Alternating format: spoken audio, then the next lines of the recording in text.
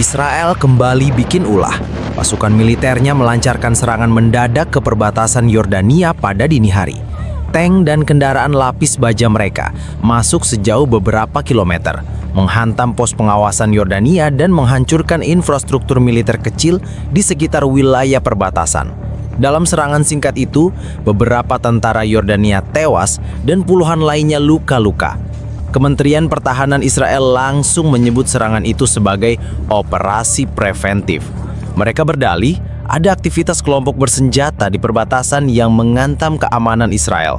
Klaim ini jelas ditolak mentah-mentah oleh pihak aman. Yordania menegaskan tidak ada kelompok bersenjata yang beroperasi di wilayah mereka, dan tuduhan itu hanya alasan basi untuk melegalkan agresi militer. Preventif versi Israel itu kayak preman komplek, mukul duluan baru bikin cerita belakangan.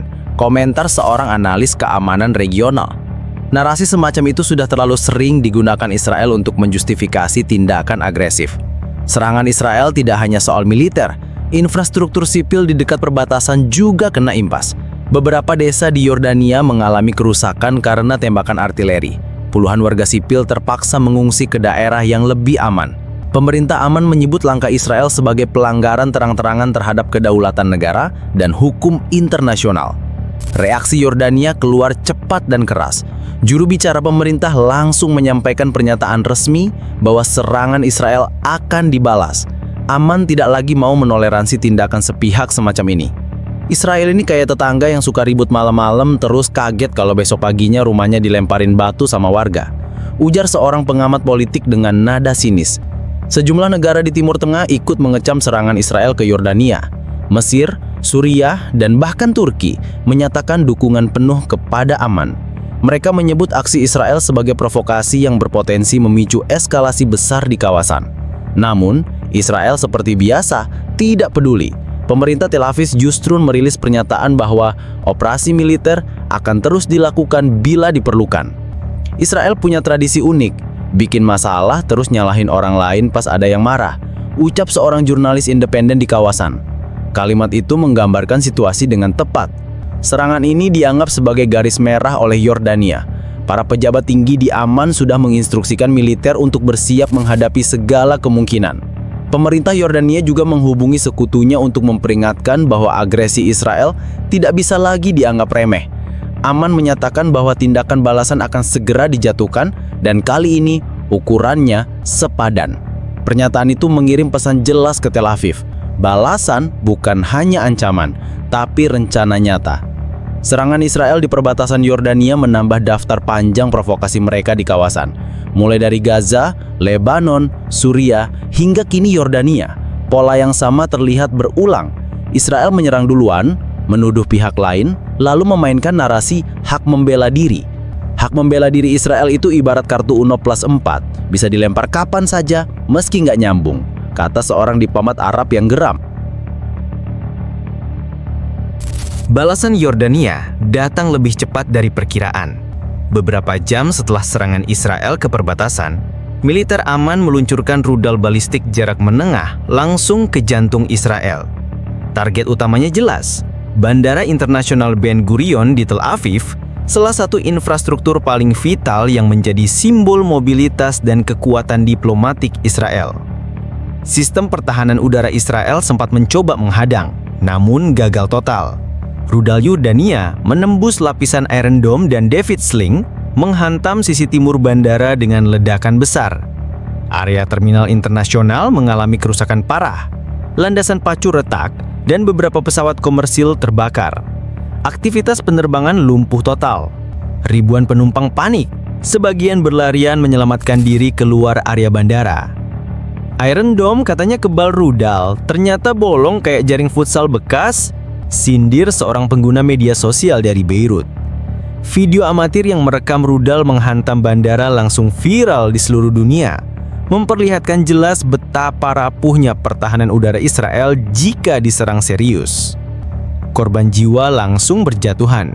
Selain puluhan warga sipil yang menjadi korban kepanikan, serangan ini juga menewaskan seorang diplomat senior Israel yang kebetulan sedang berada di bandara untuk melakukan perjalanan dinas. Identitasnya segera diumumkan oleh pemerintah Israel, dan kabar kematiannya langsung mengguncang internal Tel Aviv. Diplomat yang selama ini gencar membela agresi Israel di forum internasional justru tewas di tanah airnya sendiri akibat rudal negara tetangga. Diplomat itu sering bilang, Israel aman buat turis. Nah, rudal Yordania baru kasih review bintang 1, ujar seorang pengamat politik Arab dengan nada sinis. Pemerintah Israel panik. Bandara Ben Gurion adalah tulang punggung transportasi udara dan pintu masuk utama ke Israel. Dengan lumpuhnya bandara ini, isolasi langsung terasa. Ratusan penerbangan internasional dibatalkan. Maskapai asing menangguhkan rute ke Tel Aviv, dan ribuan warga Israel yang berada di luar negeri tidak bisa pulang. Bandara Ben Gurion sekarang lebih mirip terminal bis mogok massal daripada hub internasional, sindir seorang warga Palestina di media sosial. Ledakan besar itu tidak hanya merusak fasilitas fisik, tapi juga memukul moral Israel. Selama ini mereka merasa nyaman dengan keyakinan bahwa jantung wilayahnya aman dari serangan. Yordania membuktikan sebaliknya. Serangan balistik ini menjadi pesan keras bahwa provokasi di perbatasan tidak akan dibiarkan tanpa konsekuensi. Militer Yordania mengklaim serangan itu sebagai aksi balasan yang sah atas agresi Israel. Mereka menyebut Bandara Ben Gurion sebagai target strategis sekaligus simbolis. Menurut Aman, menghantam bandara lebih efektif daripada menyerang pangkalan militer karena langsung melumpuhkan mobilitas negara sekaligus mempermalukan Israel di mata dunia. Israel suka pamer teknologi militer canggih, tapi nyatanya nggak bisa cegah rudal lewat depan hidungnya sendiri, tulis sebuah editorial media Yordania. Rekaman satelit pasca serangan menunjukkan kerusakan signifikan di landasan pacu dan terminal bandara. Pihak otoritas penerbangan Israel terpaksa menutup bandara tanpa batas waktu. Bahkan pemerintah mengalihkan seluruh penerbangan ke bandara militer kecil di Nevatim yang tidak siap menampung arus penumpang besar. Situasi di lapangan semakin kacau, dengan antrian panjang warga yang berusaha keluar Israel sebelum konflik meluas. Reaksi internasional mulai bermunculan. Negara-negara barat mengecam serangan Yordania, menyebutnya sebagai tindakan tidak proporsional. Namun, suara di media sosial berbeda. Banyak warganet di Timur Tengah dan bahkan Eropa justru menganggap serangan itu wajar sebagai balasan atas provokasi Israel. Ledakan rudal balistik Yordania di Bandara Ben Gurion tidak hanya menghancurkan fasilitas penerbangan, tetapi juga merenggut nyawa seorang tokoh penting, diplomat senior Israel yang dikenal vokal membela kebijakan keras Tel Aviv di panggung internasional. Namanya segera diumumkan oleh pemerintah Israel, memicu kehebohan politik dalam negeri dan perhatian global. Diplomat itu sedang bersiap terbang menuju Eropa untuk menghadiri forum keamanan internasional. Ironisnya, salah satu agenda yang akan ia sampaikan adalah tentang stabilitas regional dan hak Israel untuk membela diri. Namun sebelum sempat berbicara di podium, ia justru menjadi korban dari kebijakan agresif negaranya sendiri. Dia biasa ngomong Israel itu aman buat investasi, sekarang malah kena exit strategi versi rudal. Komentar pedas seorang pengamat Timur Tengah. Kematian diplomat ini dianggap sebagai pukulan telak bagi pemerintahan Israel. Sosoknya dikenal dekat dengan Perdana Menteri, sering jadi corong resmi di PBB, dan sering tampil di media barat membela setiap operasi militer Israel, betapapun kontroversial. Kehilangannya bukan hanya soal personal, tapi juga soal citra. Bandara Ben Gurion seharusnya menjadi simbol keamanan dan modernitas Israel, namun justru berubah jadi tempat kematian pejabat tinggi negara. Kalau pejabatnya aja bisa tewas di bandara, apalagi rakyat biasa yang ngantri check-in, sindir seorang jurnalis Arab. Reaksi publik Israel beragam.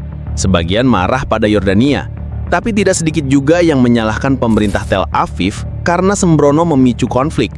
Di media sosial Israel sendiri, muncul komentar pedas yang menyebut pemerintah gagal menjaga keamanan paling dasar. Bahkan, ada warga yang menulis, pemerintah sibuk main perang di perbatasan, tapi lupa nutup pintu rumah sendiri. Kematian diplomat senior ini juga mengubah narasi di luar negeri. Selama ini, Israel selalu menampilkan dirinya sebagai korban terorisme atau agresi pihak lain. Namun kali ini, seorang tokoh penting mereka justru mati akibat serangan balasan dari negara tetangga yang mereka provokasi. Israel suka jualan cerita jadi korban. Tapi kali ini buktinya real, bukan PowerPoint, ujar seorang aktivis dari Aman. Pemakaman diplomat itu dijadwalkan sebagai acara kenegaraan dengan pengawalan ketat. Namun, di balik prosesi resmi, pemerintah Israel menghadapi dilema besar. Bagaimana mereka bisa meyakinkan rakyat dan dunia internasional bahwa Israel masih negara yang aman, jika pejabat kelas atas pun bisa tewas di bandara utama akibat rudal musuh? Bagi Yordania, kematian diplomat tersebut adalah pesan politik yang jelas. Tidak ada yang kebal. Tidak peduli jabatan atau status, semua bisa jadi target balasan jika Israel terus menyerang tanpa henti. Meski Aman tidak menyebut nama korban secara resmi, media Yordania penuh dengan headline sinis tentang diplomat Tel Aviv yang akhirnya merasakan konsekuensi. Dia jago debat di PBB, tapi sama rudal Yordania nggak sempat kasih statement penutup, tulis sebuah editorial satir. Serangan balasan Yordania ke Bandara Ben Gurion langsung mengguncang politik Israel. Pemerintah Tel Aviv masuk mode darurat, menggelar rapat kabinet keamanan hingga larut malam. Perdana Menteri Israel muncul di televisi dengan wajah tegang, menyatakan Israel akan membalas serangan ini dengan kekuatan penuh. Namun, pidato itu justru memicu gelombang kritik, baik dari dalam maupun luar negeri.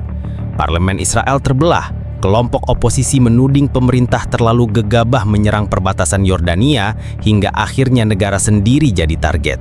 Sementara, kubu pendukung pemerintah mencoba memainkan narasi lama bahwa Israel dihantam teroris dan punya hak membela diri. Narasi ini terdengar basi di telinga banyak pihak, apalagi bukti jelas menunjukkan serangan Israel lah yang memicu eskalasi.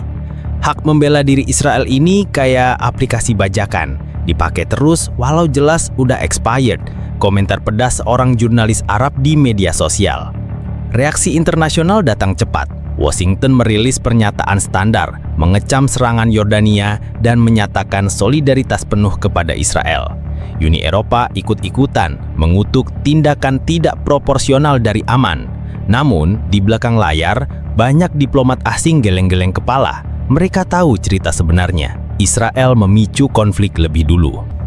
Amerika itu kalau bikin pernyataan udah kayak copy-paste. Israel berhak membela diri. Kapan sih terakhir kali mereka ganti skrip sindir seorang akademisi Timur Tengah? Di dunia Arab, reaksi sebaliknya, Mesir, Suriah, dan Lebanon secara terbuka memuji langkah Yordania.